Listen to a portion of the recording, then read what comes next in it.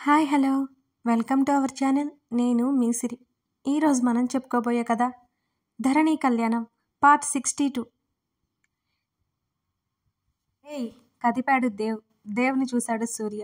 ఏమైందిరా, దాత్రి ఎందుకలా ఏడ్చుకుంటూ వెళ్ళిపోయింది అని అడిగాడు దేవ్. దాత్రి చెప్పిందంతా దేవ్ ముందు బయట పెట్టాడు సూర్య. ఆశ్చర్యపోయాడు దేవ్. నీకు ఎన్నిసార్లు చెప్పానురా, ధరణి తన భర్తతో హ్యాపీగా ఉంది అని. విన్నావా అసలు? తనే చెప్తున్నా నువ్వు వినలేదు. ఈరోజు క్యారెక్టర్ లేనివాడిలా నిలబడ్డావు. నువ్వెందుకు అలా చేసావో దాత్రికి చెప్పు, తను నిన్ను ఖచ్చితంగా అర్థం చేసుకుంటుంది అని అన్నాడు దేవ్. ఏమీ మాట్లాడకుండా లోపలికి వెళ్ళిపోయాడు సూర్య. అతను అలా ఒంటరిగా వదిలేసి వెళ్తే మంచిదని దేవ్ ఊరుకున్నాడు. టీపాయ్ మీద ఉన్న ఫోన్ చేతిలోకి తీసుకున్నాడు దేవ్. అప్పటికే సుజిత నుండి 2 మిస్డ్ కాల్స్ ఉన్నాయి.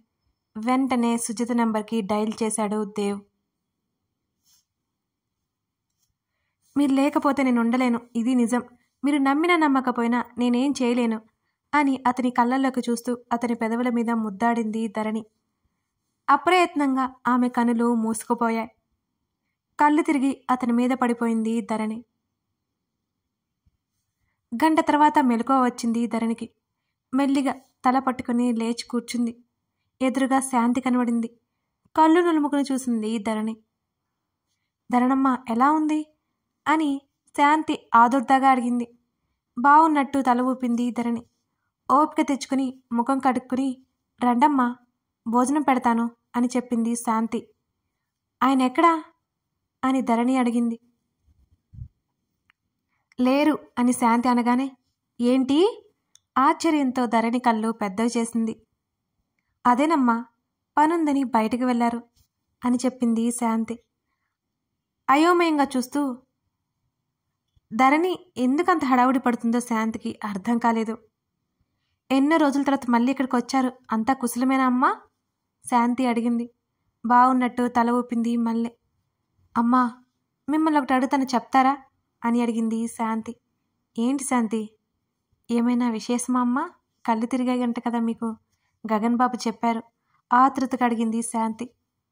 అలాంటిదేమీ లేదు అని అంది ధరణి దిగులుగా. సరేనమ్మా భోజనం చేయండి మరోసారి చెప్పింది శాంతి. ఆయన ఎక్కడికి వెళ్ళారో నీకేమైనా తెలుసా శాంతి అని అడిగింది ధరణి. లేదమ్మా ఫోన్ చేసి కనుక్కోండి, నేను భోజనం అట్టుకొస్తాను అని చెప్పి వెళ్ళిపోయింది శాంతి. నేను చేస్తే కాల్ లిఫ్ట్ చేస్తారా అనుకుంటూ గగన్ ఫోన్ కలిపింది ధరణి. 4 రింగుల తర్వాత గగన్ కాల్ లిఫ్ట్ చేశాడు. ఏవండి వెంటనే పిలిచింది ధరణి. చెప్పు అన్నాడు. ఎక్కడున్నారు అని అడిగింది ధరణి. ఎందుకు అని వెంటనే అడిగాడు గగన్. ఏం లేదు ఊరికే అడిగాను, కనపడకపోతే అని చెప్పింది ధరణి.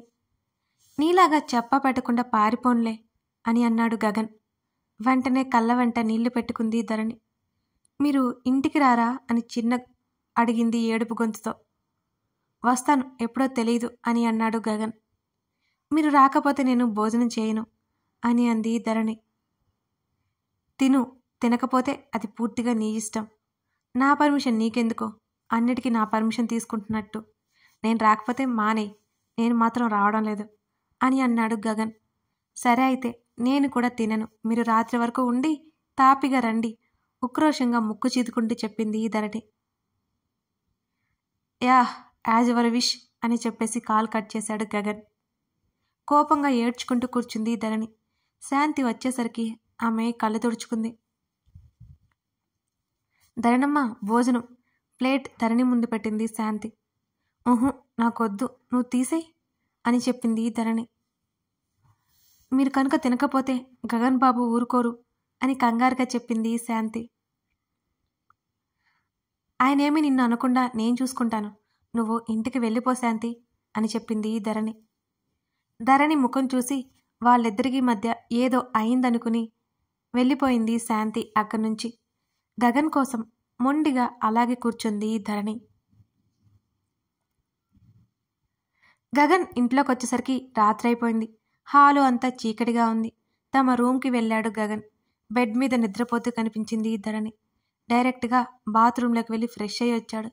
ఆమె దగ్గరికి అడుగులు వేశాడు. 2 రోజుల నుంచి సరైన ఆహారం నిద్రలేక ఆమె ముఖం వాడిపోయినట్టుంది. ఏడ్చి ముక్కు ఎర్రగా ఉంది. కొంత సమయం ఆమెను చూసి ఆమె భుజం మీద తట్టాడు. అంది కొంచెం కదులుతూ. మళ్ళీ తట్టాడు. ధరణి లేవలేదు. ధరణి, డివోర్స్ తీసుకోవాలి, లేట్ అవుతుందేంటి అని అన్నాడు గగన్ వాయిస్లో బేస్ పెంచి. ఉలిక్కిపడి లేచింది ధరణి. అప్పటికి అక్కడ లేడు గగన్. డ్రెస్సింగ్ టేబుల్ మిర్రర్ దగ్గర జుట్టు సరిచేసుకుంటూ కనిపించాడు. ముఖం నల్లగా పెట్టుకుంది ధరణి. ఏవండి అని అంది. చెప్పు అన్నాడు. బెడ్ దిగి అతని వైపు వచ్చింది. ఇంకా కోపంగా ఉన్నారా అని అడిగింది అతనికి ఎదురుగా నిలబడి. హూ ఆర్ యూ అన్నాడు గగన్. కళ్ళ వెంట నీళ్లు పెట్టుకుంది. ఒక క్షణం ఆమెను చూసి ముఖం తిప్పేశాడు. ఏవండి, అలా ఉండకండి, చాలా బాధగా అనిపిస్తోంది అంది ఏడ్చేస్తూ. డోంట్ క్రై, చిరాకు నాకు అన్నాడు. ఇంకాస్త గట్టిగా ఏడ్చింది. నిజంగానే డివోర్స్ ఇస్తారా అని అడిగింది సన్నగా వెక్కిళ్ళు పెడుతూ. అన్నాడు అక్కడి నుంచి డోర్ వైపుకి కదులుతూ. వేగంగా అతని ముందుకొచ్చి, మీ నిర్ణయం మారదా అని అడిగింది ధరణి. మారదు అన్నాడు క్యాజువల్గా. నేను ఇవ్వను కదా. అంటే సైన్ చేయను, మీకు విడాకులు ఎలా వస్తాయి అని అడిగింది అమాయకంగా. ఎందుకు ఇవ్వవు? వద్దు అనుకునే కదా వెళ్ళిపోయావు, సరి పారిపోయావు అని అన్నాడు వెంటనే. పదే పదే గుర్తు చేయొద్దు, నేనేదో తెలియక చేశాను అని అంది తలదించుకుని. నేను చెప్పింది ఫ్యాక్ట్, కాదంటావా అని ఆమె మాటలు పట్టనట్టుగా అక్కడి నుంచి ఆమె తప్పించుకొని నడవబోయాడు గగన్. మిమ్మల్ని నేను సైన్ చేయకుండా మీకు విడాకులు ఎలా వస్తాయి? ధరణి ఆరా తీసింది. నా దారులు నాకున్నాయి అని అన్నాడు గగన్. అంటే మీరు నిజంగానే ఇచ్చేస్తారా? ధరణి అడిగింది. అన్నిసార్లు అడగాల్సిన అవసరం లేదు. ఒక 10 రోజుల తర్వాత పేపర్స్ నీ చేతిలో ఉంటాయి. జస్ట్ కోర్టుకొస్తే చాలు అని అన్నాడు గగన్. కళ్ళు మరి కాస్త పెద్దవి చేసి గుండెల మీద చేయి వేసుకుంది భయంగా. ఇంకా ఏడిపించకండి, చాలా భయం వేస్తుంది అని అంది ధరణి. నేను సీరియస్గానే చెబుతున్నాను అని అన్నాడు గగన్. నేను అసలు ఒప్పుకోను అంది అతని చేతులు పట్టుకుని ధరణి. నువ్వు ఒప్పుకున్నా ఒప్పుకోకపోయినా నాకేంటి, డివోర్స్ అయితే వచ్చేస్తాయి అన్నాడు గగన్ చాలా తాపీగా. అతన్ని హత్తుకుని ఏడ్చేసింది ధరణి. ఏడవద్దనా, నా షర్టు పాడవుతుంది అని అన్నాడు గగన్. మీరెందుకు ఇలా చేస్తున్నారు, నాకు చాలా భయం వేస్తుంది అని అంది ధరణి అతని హృదయంలో ముఖం దాచుకుని. జోక్ చేయట్లేదు, నిజమే చెప్తున్నాను గగన్ చెప్పాడు. ఇదేనా మీ ఆఖరి నిర్ణయం? తల ఎత్తి అతన్ని చూసింది ధరణి.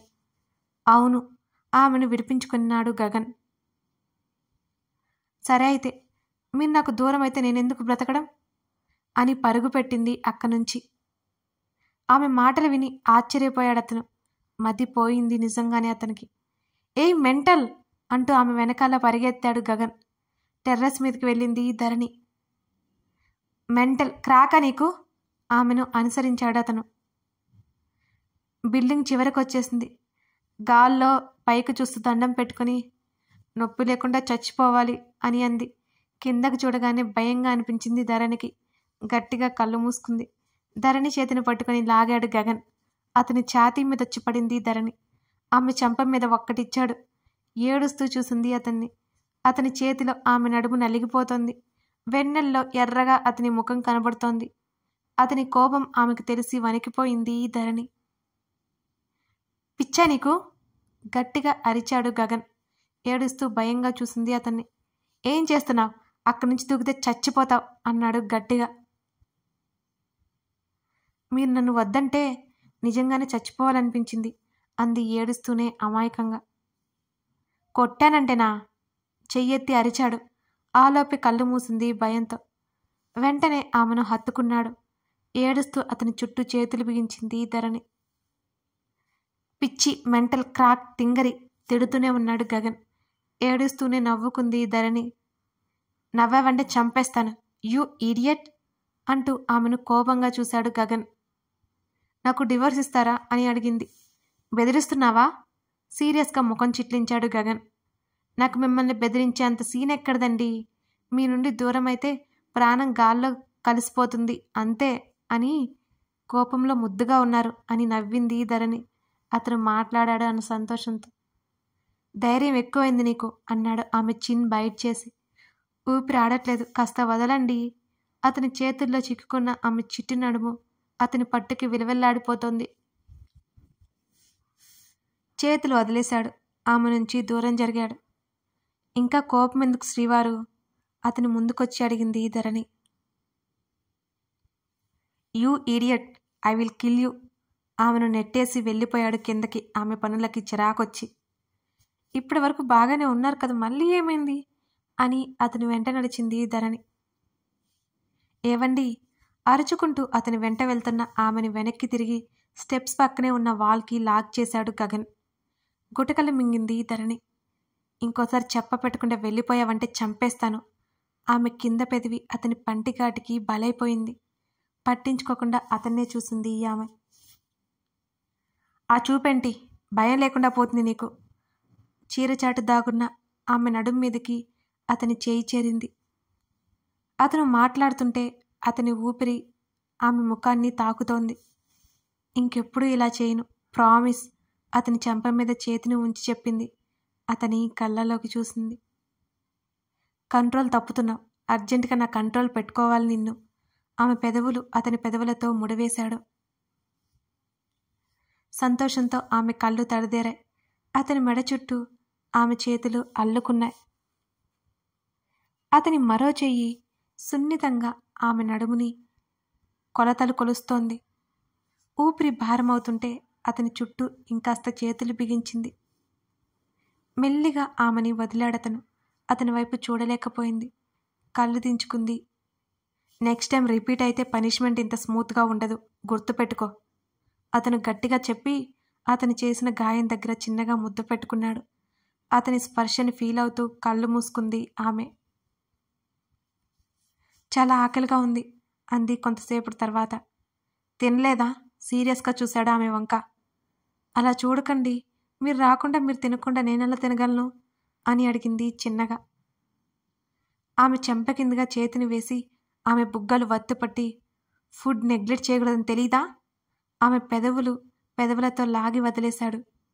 మీరు కూడా నెగ్లెక్ట్ చేశారు కదా, చిన్నగా చెప్పింది ధరణి. ఎదురు సమాధానం చెప్పడం బాగా నేర్చుకున్నా అన్నాడు అతను సీరియస్గా. మీరేగా మాట్లాడమంటారు ఎక్కువగా, అమాయకంగా చెప్పింది ధరణి. ముందు ఫుడ్ తిను, తర్వాత చెప్తాను నీ పని.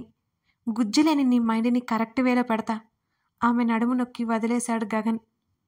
సరే మీ ఇష్టం. అతని మాటల్లో కనబడిన కోపం అతని కళ్ళల్లో కనిపించలేదు ఆమెకి.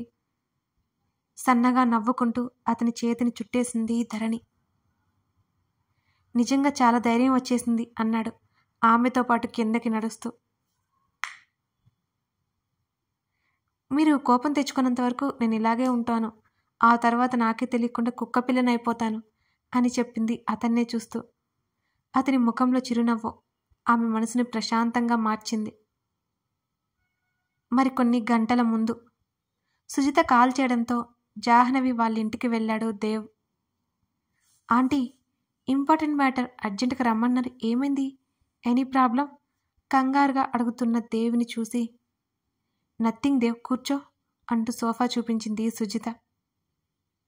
దేవ్కి కాఫీ ఇచ్చింది. ఇట్స్ ఓకే ఆంటీ, విషయం ఏంటో చెప్పండి అని అన్నాడు దేవ్. అతని కళ్ళు జాహ్నవి కోసం వెతికాయి.